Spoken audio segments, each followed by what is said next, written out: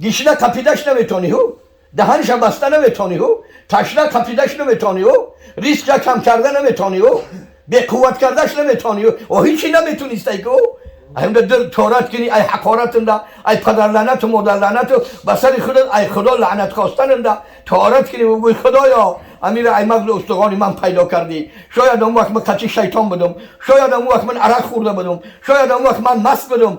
شاید اون وقت چکیده و گیره که شاید اون وقت من پدر یا مادر من رنجور کرده بدم شاید اون وقت مستفید را یک کلان سال را رنجان و رنجش داده باشم بغیر شریعت خدایا ببخش من اولا من ببخش که ای حاصلی میوه منای همین درخت میوه میته فرزند میوه پدر و مادر خدایا من توفیق بده اولا من ببخش این فرزند اصلاح که خدایا خداوند 100 آیت قرآن گفته است ادعونی استجب لکم 100 آیت قرآن دعا آمده است چیل ربنا آمده است که دعا کنه ربنا یا معناش که بنابر لفظ جمع آوردن که همه مخلوقات و موجودات تو پروردگارش هستی که در کلمه ربنا کسی اگر ربنا بگه دعا کنه اکثریت علمای دانشمند گفتن اهل طریقت به شریعت که دعای او اجابت های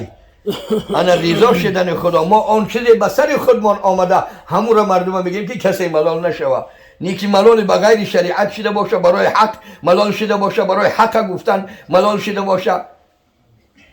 خدا سلامت باشه اگر حقش خورده باشیم چیزش گرفته باشیم مالش گرفته باشیم به زوری یا به ظلم یا به دزدی یا به فریب یا به خیانت دعوا کنه بچیمش که دنیای پهیلی های آدم ها یک کسل میشید صحت ها می اومدن میگفتن پهیل مکنان و نمک تو بسیار خوردیم کسای جرگات شکه و دوخت تو بسیار خوردیم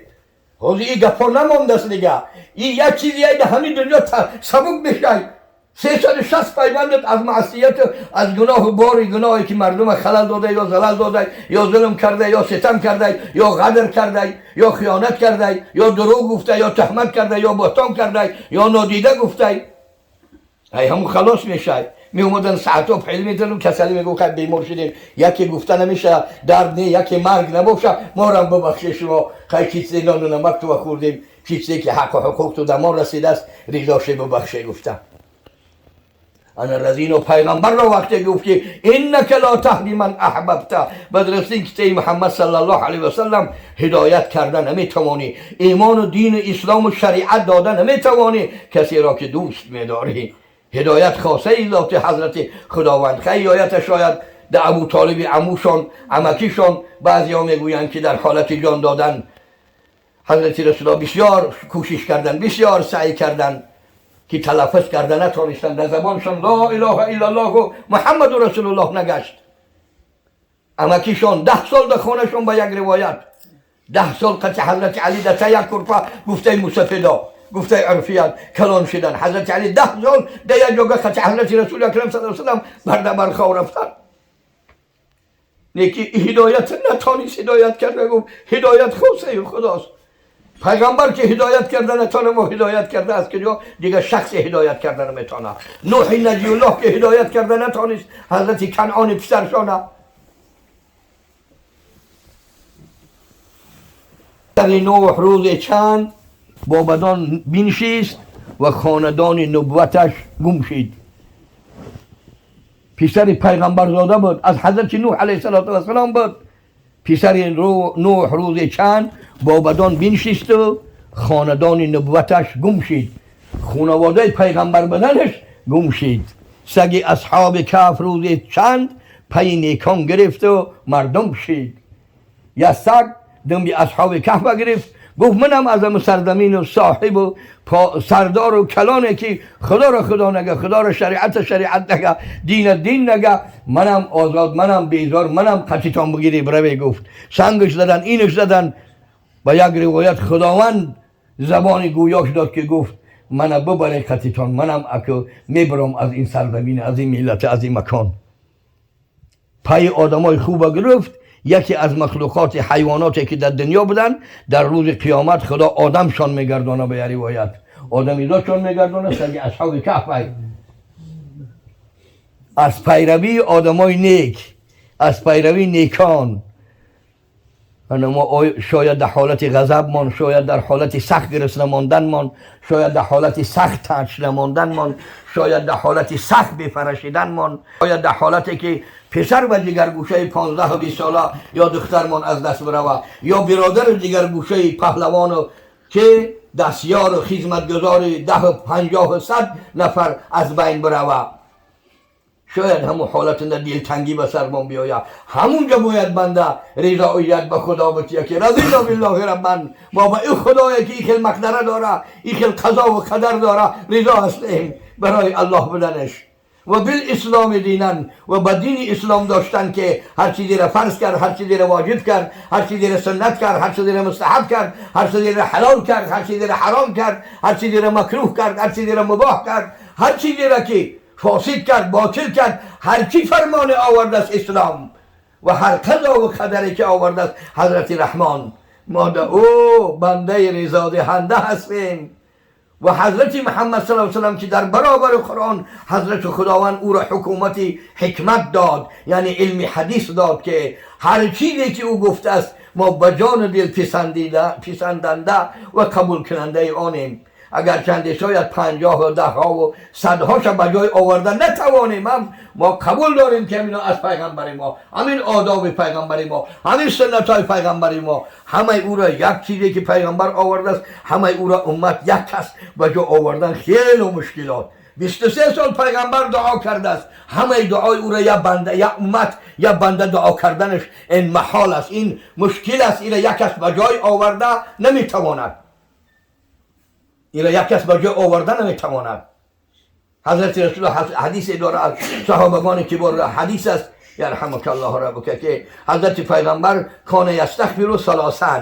صحابی گفتی 3 بار استغفر الله میگفت بعد نماز. صحابی را دیگه صحابی ها پرسیدن کیف کان استغفاره، کان رسول الله صلی الله علیه و سلم یستغفر بعد صلاه المکتوبه ثلاثا، 3 بار بعد نماز فریضه از خدا بخشش گناه میپرسید. دیگه صحابه چی خیل بخشش گناه، به کدام لفظ، به کدام دعا؟ و صحابه جواب داد که کان یقول استغفر الله استغفر الله استغفر الله. این همه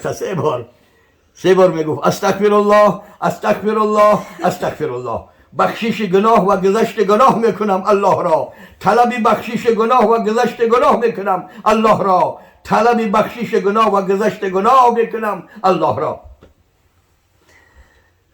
این همه خیلی. در دیگر حدیث آمده است در مشکات شریف، حضرت امام محی سنه روایت کرده است که من قال استغفر الله الذي لا اله الا هو الحي القيوم غفر له ما تقدم من ذنبه ولو كان مثل زبد البحر او كما قال رسول الله صلی الله علیه و سلم. حضرت محی سنه حدیث آورده است که کسی بگه که طلب گذشت مغفرت میکنم، ذاتی را که نیست اله غیر او حی است، دایم زنده است، همیشه زنده است، او قایم است، قیوم است، قیوم دایم به ذاتش است، دایم بر پا و بر جاست، دایم حیات دارد. همین را بگه گناه های او را همشه خدا بخشیده بگردانه. 3 بار میره اگر تلفظ کنه، 3 بار تکرار کنه. اگر چند در روایت گناهاش مثل کفتی بحر دریا، یا که در بعض روایت آمده است که گناهاش از زمین به لجام، به اینان، به گردن آسمان بچسبه و 500 ساله راه بالا و بلند شود. استغفر الله الذي لا اله الا هو الحي القيوم و اتوب الیه، و توبه میکنم به سوی او. 3 بار یک کلمه، چنین سوره فاتحه. این در شک و شبهه نیست. حالا برای رضایت، این برای بنده رضایت تسلیم فرض است. بعض علمای اهل شریعت گفتن رضا مقامش ای تسلیم بالاتره. تسلیم در همون کار، همون قضا و قدر سر فرود میاد، بعدی به سرش آمد قرار میگیره، یعنی که خودش می سپاره. تسلیم گفته همین دست برداشته سپاریده شدن. همین اسلام هم همون تسلیم از دیگر باب، اسلام از دیگر باب، همه معنای لغویشون یک، یعنی سر فرود آوردن و گردندار شدن در حکم، در کار، در کردار، در گفتار، در عمل، در فرمان، در کیش، در دین، در باوری. من حضرت خداوند جل جلاله انا برای ما همین ما شاید 10-20 پیغمبر خدا جای 3 بار استغفرالله گفتن، جای آمده است که لا اله الا الله گفتن، جای آمده است لا اله الا الله وحده لا شریک له گفتن، جای گفتن که ربی لک الحمد، ربی لک الحمد و استغفرک و اتوب الیک فاغفر لی وارحمنی و تجاوز عنی. جای گفتن که چه اللهم انت سلام منک سلام و الیک ارجع السلام، حینا ربنا بالسلام و ادخلنا دار السلام. حضرت بی عایشه روایت کردن همین دعا را گفتن پیغمبر خدا بعد مکتوبه بعد نماز فریضه ای همین دعای دراز بنده کرد، شیلی همین دعای اللهم انت سلام. اینم روایت آمده است. جای گفتم 3 بار لا اله الا الله، لا اله الا الله، لا اله الا الله محمد رسول الله میگفتن 3 بار.